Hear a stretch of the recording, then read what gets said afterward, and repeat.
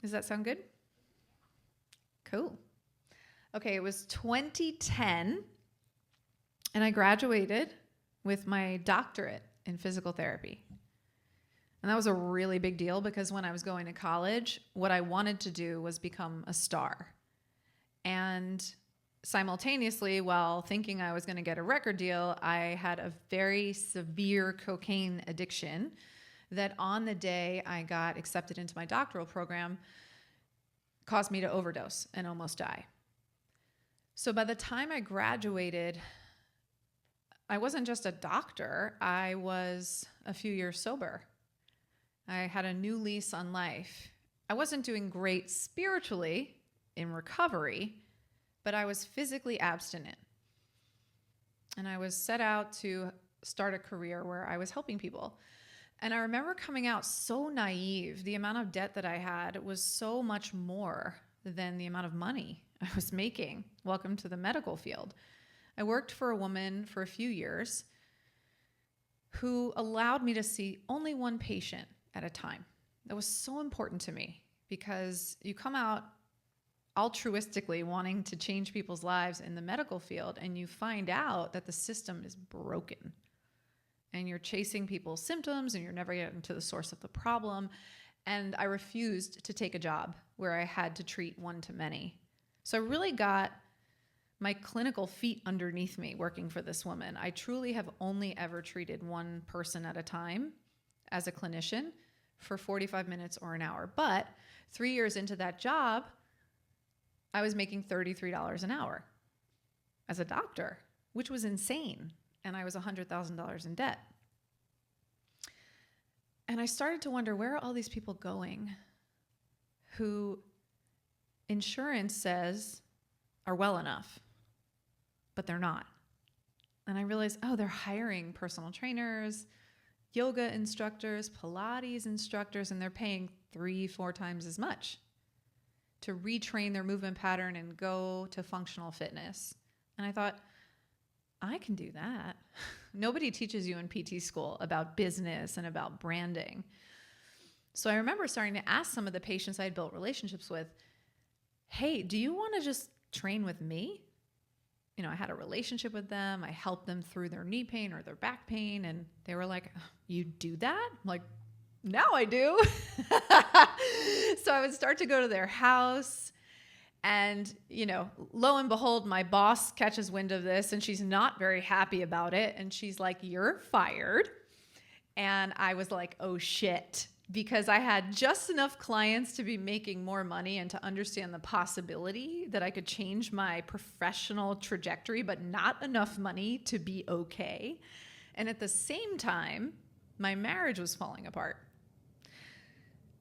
Addiction's very insidious. And I was an active addict a couple of years into my relationship with this man. And we had a story of perfect enabler meets perfect addict. 2 unhealed souls that fell madly in love with absolutely no tools.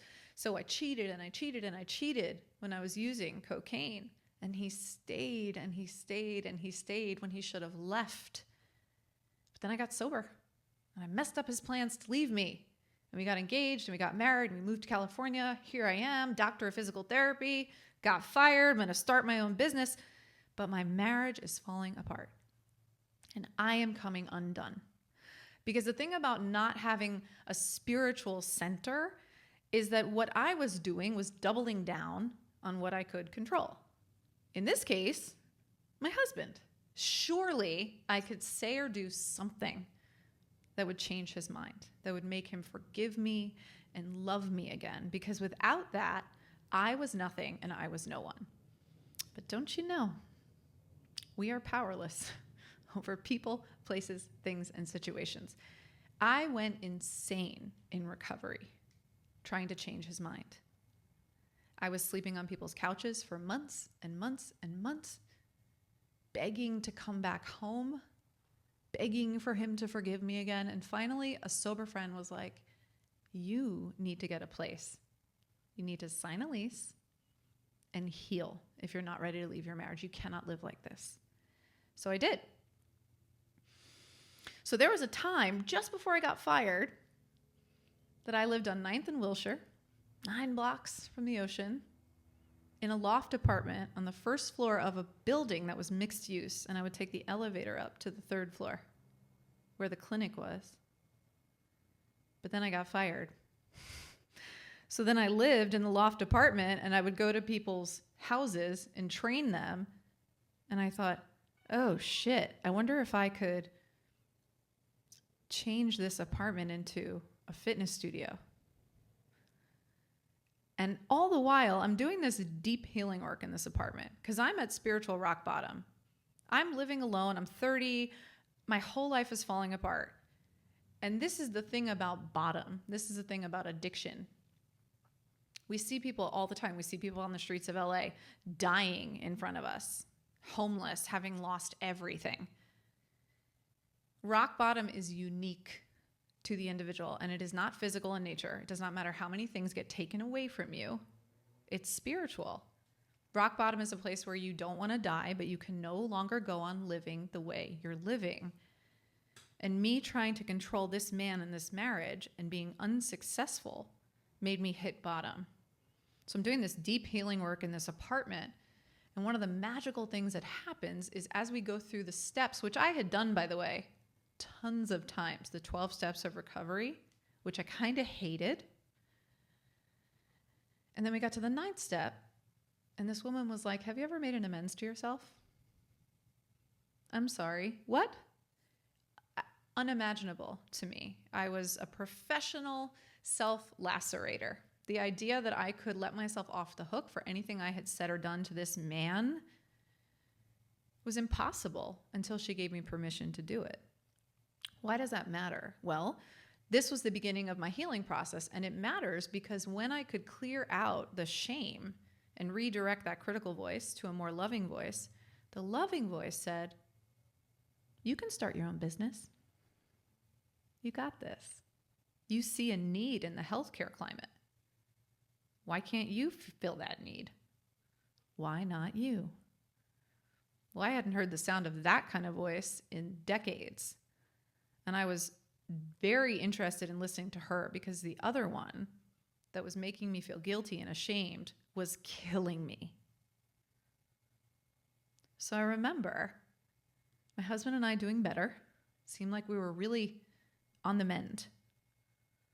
And I was in this apartment, and I had an option to move back in with him. So I did. But a little voice said, don't give up this space. So I didn't. This was back, by the way, when rent was affordable. I was paying $1,400 for this gorgeous loft apartment in Santa Monica. Yeah, with 16-foot ceilings. I mean, impossible now, right? But at the time, I'm like, girl, you're crazy if you give this thing up. Don't do it. And that was when I fully converted it to a fitness and wellness studio. That was the beginning of Strong Heart Fitness, which has been my business for over a decade. Turns out I moved back home, and within 3 weeks, I find out he's in fact having an extramarital affair. And I had been gaslit for 2 years in a row, made to believe I was insane. And, I did what an angry woman would do. I took all his shit, threw it out the front door, and I said, you move. It's your turn to be homeless for a while. And then I realized he kept coming around and memorializing our lives and leaving the ticket stubs and all the things we had done together. And I just thought, man, Sam, you're such a good mover. You're like a professional mover. You've done this so many times. You just go get your freedom. Go get your peace. Just move again. Let him stay here in this house. So within a few weeks of moving back, I packed my shit up and I moved to Brentwood. And I'm sure it's over. So I fuck all the people in all the land, and it was glorious. Glorious. I mean, I could truly, if Sex and the City comes back around like season 7 or whatever it is, I've got all the episodes. It was a hilarious, liberating, important time for me because up until that moment, I felt like an animal in captivity, being punished for what I had done. And here I was, scared as hell. But I knew who I was without him, and I knew I would be okay. That's a big topic tonight, is how do we have faith when we cannot see our way forward? But my intuition knew I was going to be fine. So I moved out and I started my business, started seeing more clients, and I was self-sufficient. And then about 8 months in to this sex spree, got the lawyers ready to file the divorce papers. My intuition showed back up and she said, "Are you sure you're done?" Oh, I was so pissed. And this is the other part of me. Are you kidding me? Just me fighting with myself. Are you kidding me? What do you mean, am I sure I'm done? Of course I'm done. It's insane to even consider taking somebody back who's betrayed me at this level. It's insane. And she said, "If you're done, be done. I love you. I've got you. You have fought the good fight. But if you're not done, if there's something on the other side of this mess, you might have to stay and fight." Well, fast forward, that voice never went away. And the image in meditation was always the same. And it was me looking through a dark tunnel, no end in sight, with a little match lit at the end. And I could only think that that meant there is a flicker of hope here. So you might need to stay. Well, I'm happy to report, not only has Strong Heart Fitness expanded since then, I had 2 clients come in after 3 months in that loft apartment and they said, "We really like what you're doing here. We want to invest in you." What? And they wrote me a check after I showed them a business plan, and I got to have this beautiful, bigger space, ironically, on the 3rd floor, which was where I used to work in the other woman's clinic. And that was the beginning of an expanded version of Strong Heart Fitness, which became more of a one-stop shop for health and wellness. And there's a lot of iterations of sort of where I went from there with the business. But I trudged forward. I learned a lot about myself on the heels of removing shame about what I was capable of when I honored my knowing. And all of that was 11 years ago. My husband and I have a really happy marriage, 2 beautiful children, and a big old house in the suburbs. I remember going to 12-step meetings while I ran my practice. And that was a separate part of my life, this spiritual side of my life. And then I would treat patients. These were not addicts. These were normal people. These were high net worth people who were like, "I'll pay you cash to solve my problem because nobody else can." And yet, again and again, I would notice the same cycle of dysfunction. Wasn't as dire.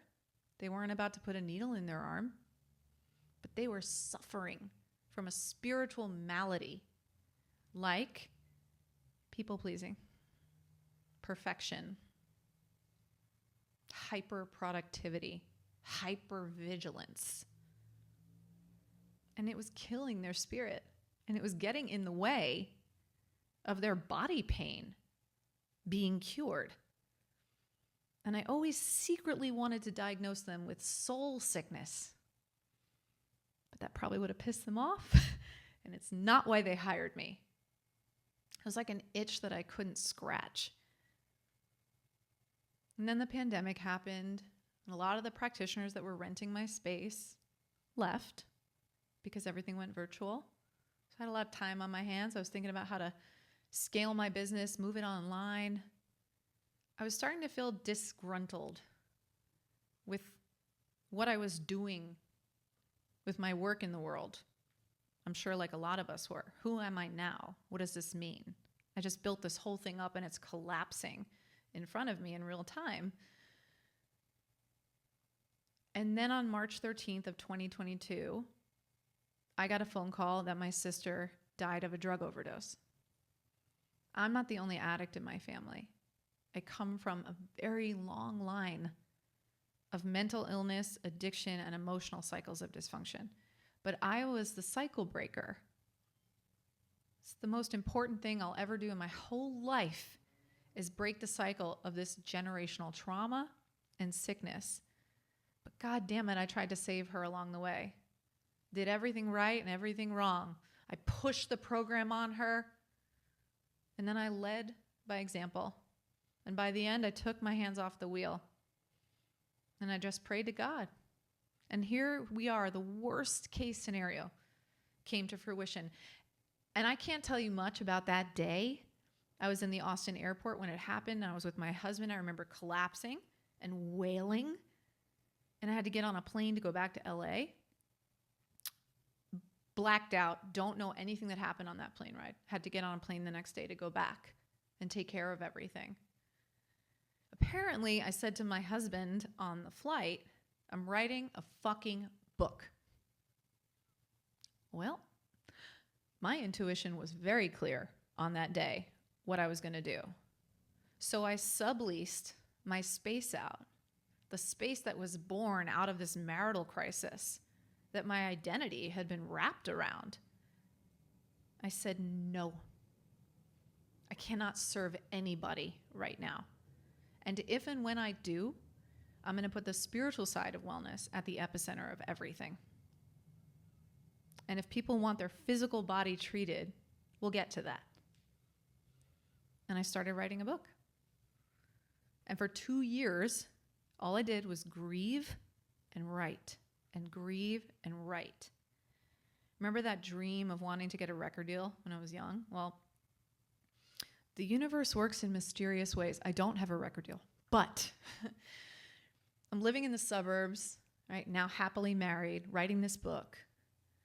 And I had taught dance in gyms for many years in my 20s, and I was way too good for that now.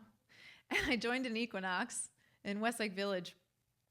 I went to this dance class 2 times. The second time I went, the teacher said, you guys, I'm really sorry. I'm getting moved to Glendale.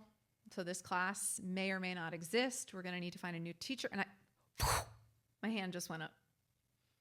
And she was like, we've been watching you and your moves. We were wondering if you might be willing to teach.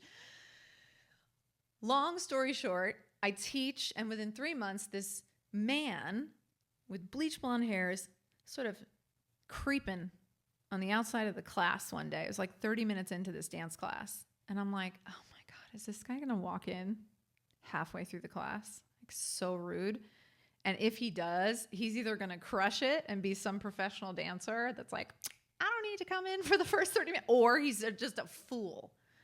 And so he walks in, crushes it, right? Afterward, I'm like, who the hell are you and where did you come from? We're not in North Hollywood at Millennium. We're in the suburbs in an Equinox. What are you doing here? Turns out he used to have a record deal when he was young. And he's a solo artist now. And I said, do you have a choreographer? Just curious. Because see, when you lose people you love, if you're strong and brave through the pain, you have a level of courage, and I don't give a fuck that nobody can take from you. I didn't give a fuck if he said yes or no. And he said, no, I don't. I said, well, I would love to take one of your songs and choreograph something to it. And just see what you think. And if you want to hire me for a gig, awesome. So I did, and he did. And at 40 years old, with 2 babies at home, I went on a 2-week tour to 5 different cities in Japan, shaking my ass and whipping my hair like a fool. And I started making music again because he heard me sing, and he's like, can you sing? I'm like, kind of. I love it. I'm just raw. I don't have training. He lives 5 minutes from me, so we started making music. That led to meeting other people who are incredible in the music industry, one of which is here tonight. And I started making real music. I started making music that corresponds to the messages in my book. It's actually an album. And I'll tell you something, writing this book isn't just the stories of my life. This book became something much bigger, which wasn't the initial plan. But when I thought, why am I writing this book? It's because I want to help as many people as possible. Okay, then what helped you?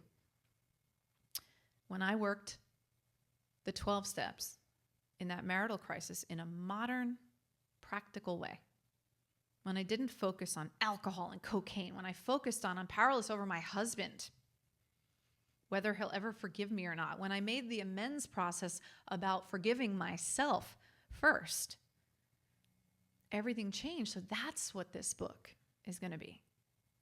My book is out now, came out last year. It's a bestseller in lots of different categories, which is insane and amazing. It's in your gift bag on your chair. So if you haven't read it, please take it home with you.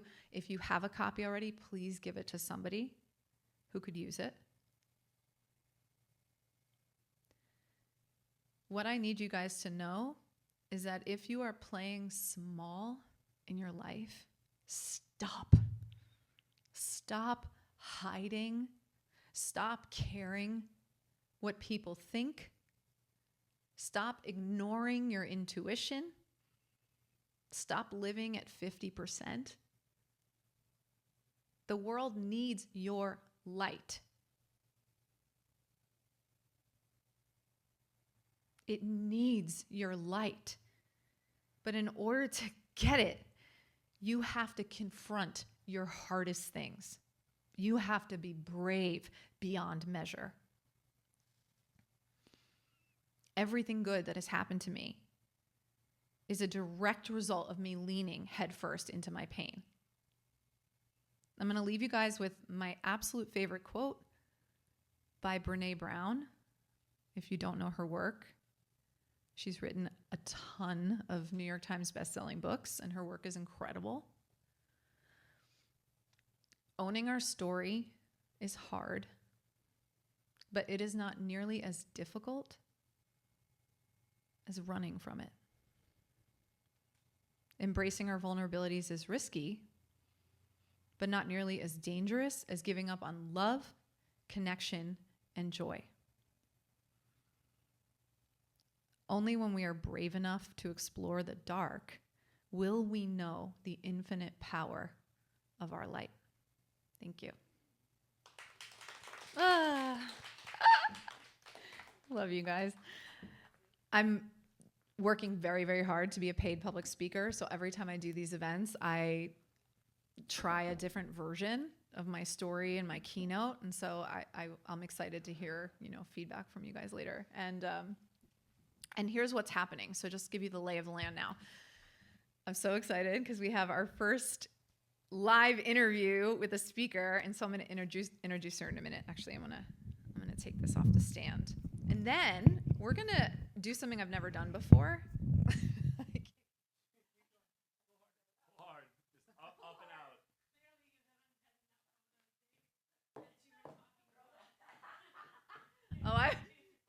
out. I've just given up on, that part of the work. You know what I mean?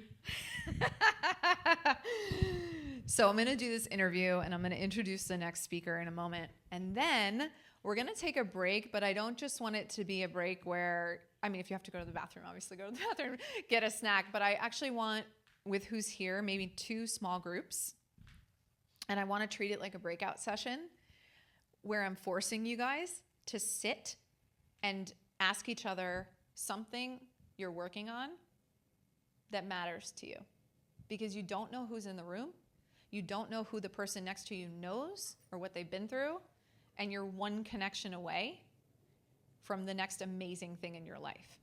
So we're going to do a breakout session after this next amazing woman who, by the way, so the speaker coming up on the stage, literally, you guys, I slid into her DMs recently. Okay?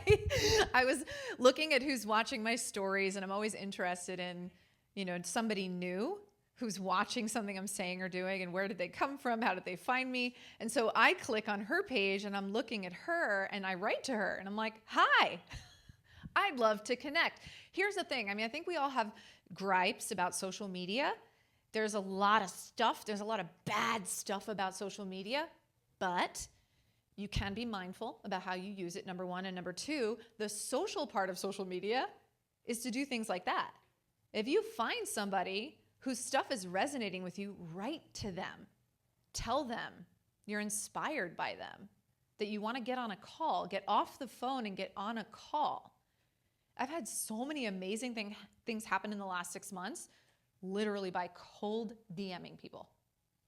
So just remember the power of this. Let's use it to our benefit. So I slide into her DMs, we get on a call, and I find out that she's the co-founder of a place called West Valley Detox, which is this incredible rehab facility in the valley, which immediately caught my interest. And by the way, does not have addiction in her past. It's fascinating, right? Why does she want to do this kind of work? So immediately I'm like, would you want to speak at my event? She also, by the way, has an MBA from Pepperdine, which is unbelievable. And I love reading the bios and deciding about the speakers I bring here, what I'm going to share.